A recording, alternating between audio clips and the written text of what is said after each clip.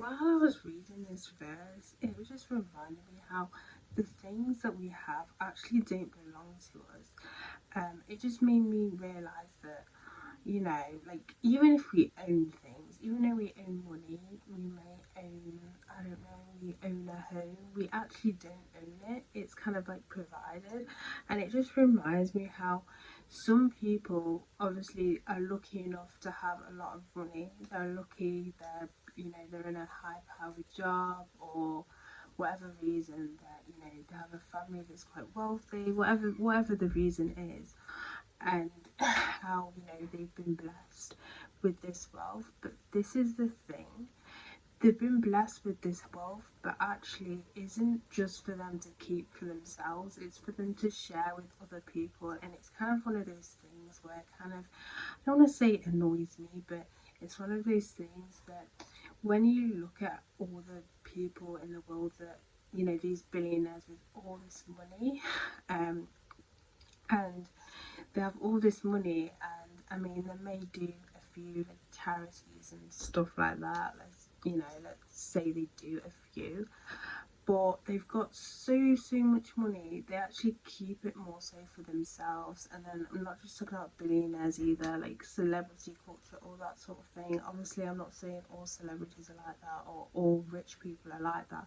but you do get those people that don't share it around. Like there's people that are literally living in poverty, there's people living in poverty, they don't have the money to feed themselves, they don't even have a home to live in. And then these people that are just keeping all this wealth to themselves. But this verse just reminded me, and sometimes we forget, even as Christians, sometimes we forget that actually, yeah, we have this money, but it's not, we don't own it. We don't own it. God has blessed us with the money. He's blessed us with the house. He's blessed us with all these things. But anything left over, we should be sharing that blessing with other people.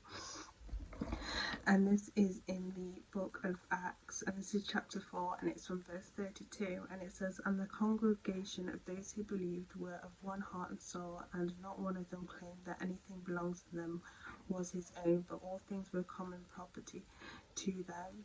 So that was them realizing, when they kind of accepted Christ and the teachings, and they realized the things that they owned, they actually didn't own them. Like they're, it's for everyone, and that's when they started kind of sharing their wealth with other people. I'm not telling you to go sell your stuff before I get into that, but they started to sell stuff to give money to the church. I'm not telling you to sell stuff, that's not the purpose of this video. I'm not telling you to sell things and then share. But if you have that extra, if you have that extra thing set aside, share it with other people, share it with other people if you have got that extra. But even so, God, as I said, God blesses people with riches, but he doesn't bless them with riches so they keep the riches to themselves. He blesses them with riches so they can then share their riches with the less fortunate people. Like you hear like testimonies of people where God has provided them with so much for them to be able to then share that with other people. So God doesn't bless people with wealth. This is where kind of I can't think, what's the word, the prov the prosperity, that's what I think I've said it right, the prosperity gospel kind of goes a little bit. It's not bad to pray for kind of for a better life and for for money and stuff like that. There's nothing wrong with that, but as I said, at the end of the day, God will bless us, but if he gives us extra, it's for us to share with other people, not to keep to ourselves.